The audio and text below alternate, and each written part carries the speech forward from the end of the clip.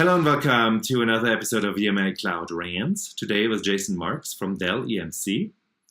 And we want to talk about VxRail offerings, right? You have this enterprise hybrid cloud offering, which is a turnkey solution with VMware vRealize automation on top of it. And obviously run by operations and the business managers also in there.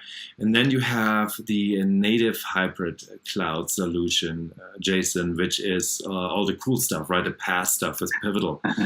So how do those things coexist? I mean, as an analyst, right, I'm always looking at bringing the old world together with the new world and making that as easy as possible.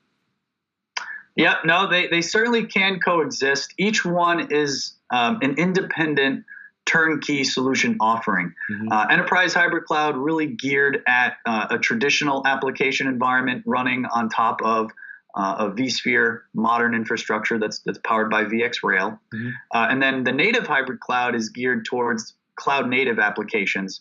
And that's really powered by the Pivotal Cloud Foundry PaaS platform running on top of a vSphere infrastructure, again, powered by VxRail.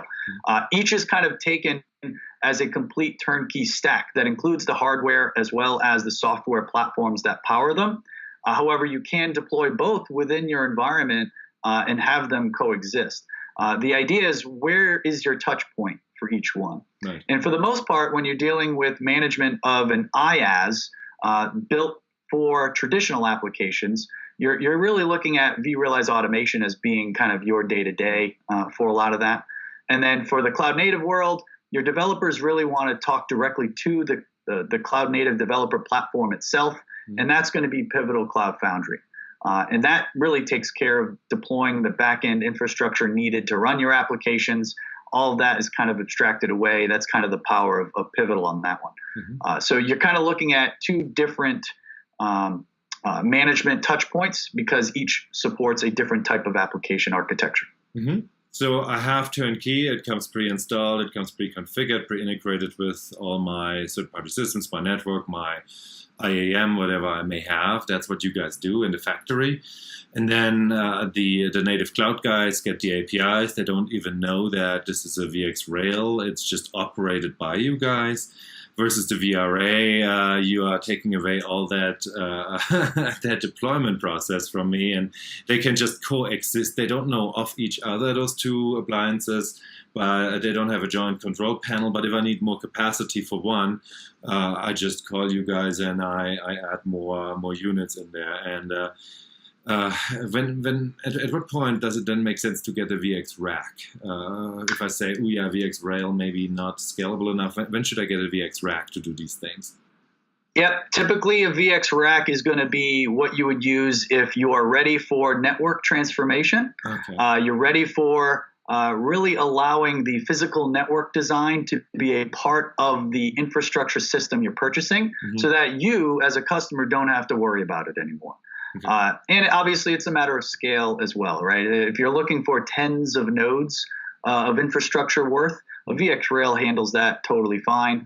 Scales a lot higher than most people think. Yeah. However, rack scale systems, we're talking hundreds of nodes, in which case we have our VxRack SDDC system, which is powered by VMware's Cloud Foundation software, as being the kind of complete way to go there.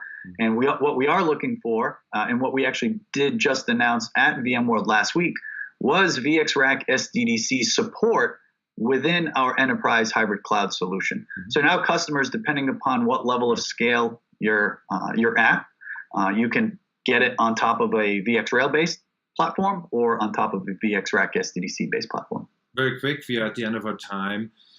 How many nodes, roughly, what's the ballpark? How many nodes of VxRail until you would say, nah, why don't you go for VxRack? What should be the cutoff point, roughly? It's hard to say because every customer is going to be different. We certainly say, look, it's not necessarily where you need to start from. It's where you think you're going to go. And if you're talking about the needs within a single cluster to be more or a set of clusters, I should say, you talk about a 64 node cluster as the maximum in a vSphere environment today.